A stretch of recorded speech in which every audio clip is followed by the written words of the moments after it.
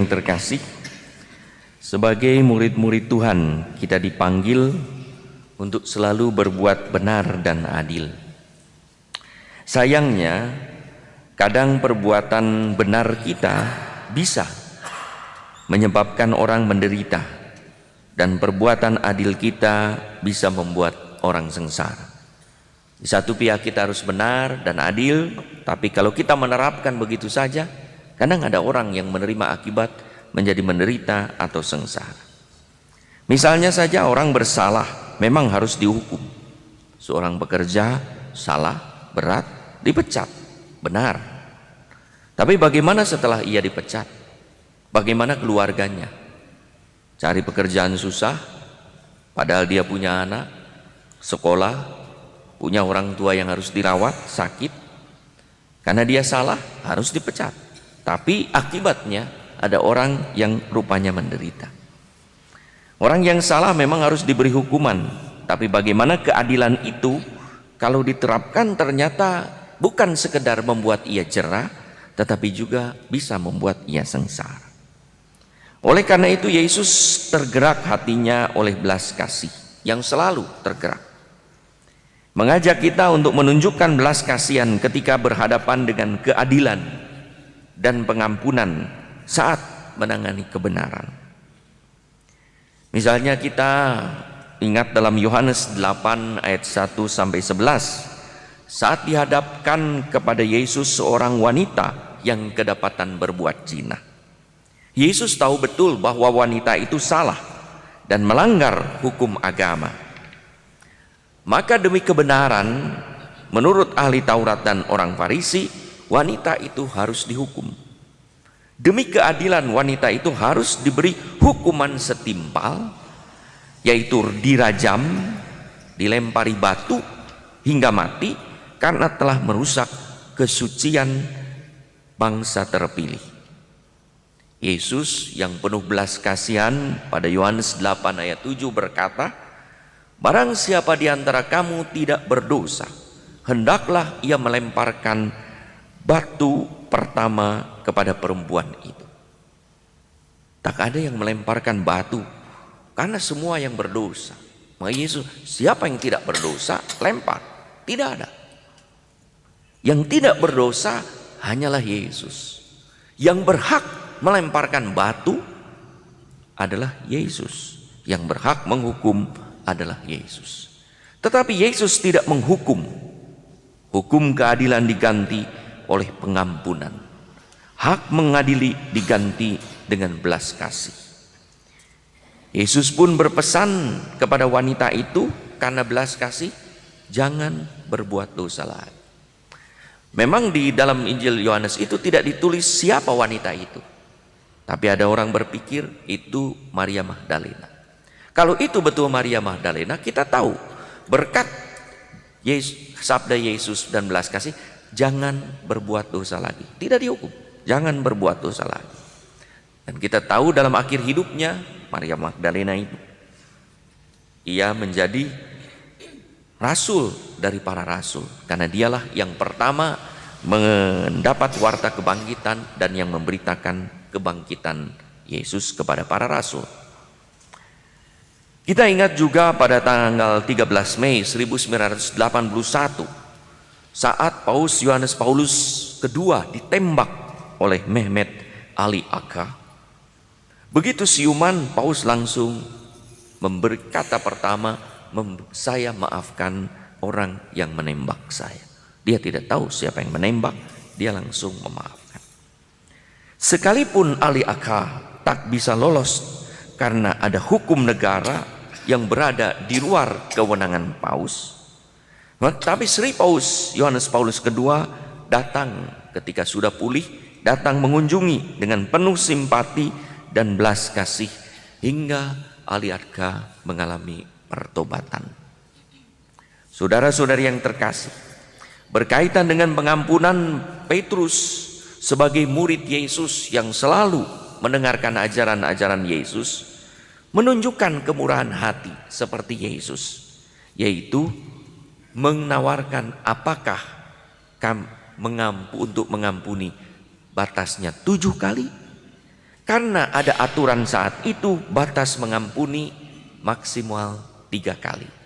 Boleh berbuat salah, boleh mengampuni berkali-kali. Sekali tidak cukup, boleh 3. Maka kalau orang, aduh lupa, dimaafkan. Besoknya, aduh lupa 2 kali. 2 kali ya, 1 kali lagi. Aduh lupa 3 kali. 4 kali, aduh lupa. Nggak ada ampun ya. Tapi kalau kata Yesus, kata Petrus, bagaimana guru? Kalau 7 kali. Nah, Yesus bilang tidak. 70 kali 7 kali. Yesus memutlakkan pengampunan yang tak terbatas. Berkaitan dengan pengampunan tidak ada hitungan matematis. Tidak ada kalkulasi rasional. Sebagaimana Allah memberikan pengampunan yang tak terbatas. Maka Yesus memberikan cerita.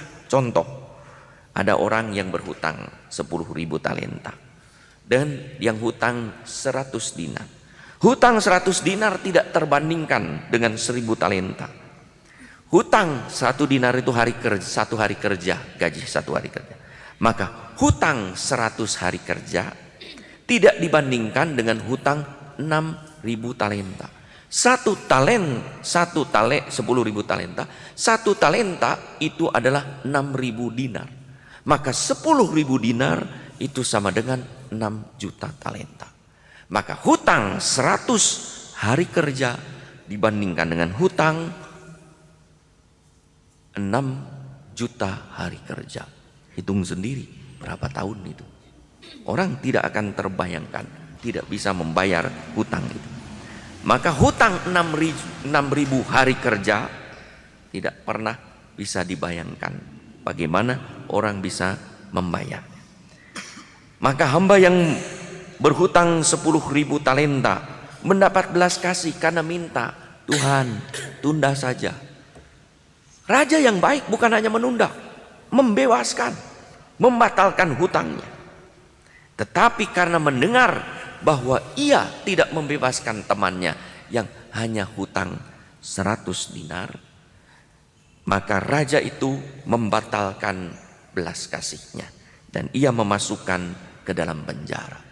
Yesus berkata menutupnya, maka Bapakku yang di surga akan berbuat demikian juga terhadap kamu apabila kamu masing-masing tidak mengampuni saudaramu dengan segenap hati. Saudara-saudari yang terkasih, bagaimana dengan kita yang mendapat pengampunan dari Allah?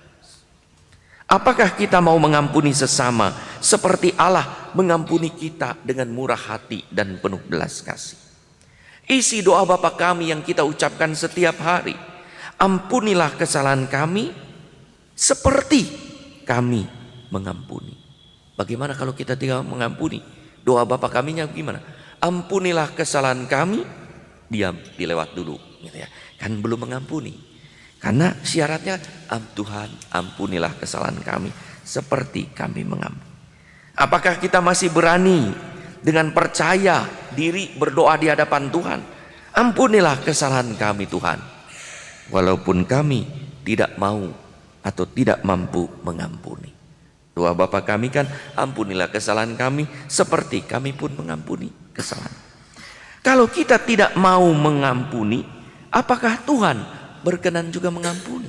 Yesus tadi memberi perumpamaan. Ya, Bapakku akan berbuat demikian juga kalau kamu tidak mengampuni kesalahan sesamamu dengan segenap hati. Bukankah doa kita, doa Bapa kami kita mensyaratkan pengampunan kita pada sesama agar kita diampuni Allah? Kalau kita tak mampu mengampuni orang yang menyakiti, padahal kita mau, minta kepada Tuhan, rahmat Tuhan. Semoga Tuhan memberikan kekuatan, memampukan kita memaafkan mereka yang menyakitkan. Kita mungkin tidak bisa memaafkan karena sungguh orang itu sangat menyakitkan. Tapi minta kekuatan Tuhan. Bahkan minta, Tuhan, aku mau tetapi tak mampu. Biarkanlah Engkau memaafkan dia demi aku. Bukankah salib, darah Kristus mengampuni dosa setiap orang? Maka berdoalah kepada Tuhan. Maka kalau kita tidak mampu, asal mau, Tuhan akan mengampuni. Kalau kita tidak mau, susah untuk berbuat apapun. Maka kalau kita mau, walaupun tidak mampu, minta pada Tuhan. Kalau kita mau dan mampu, berikanlah pengampunan dengan murah hati. Menjelang kematiannya kita ingat Santo Stefanus Martir. Dirajam, berdoa, persis menjelang kematian, persis seperti kata-kata Yesus di atas kayu salib. Bapa, ampunilah mereka, karena mereka tidak tahu apa yang mereka lakukan. Mari mohon kekuatan Roh Kudus agar kita bisa mengampuni seperti Yesus pun telah mengampuni yang menyalibkan. Seperti Yesus pun, seperti Allah pun telah mengampuni kita dengan murah hati.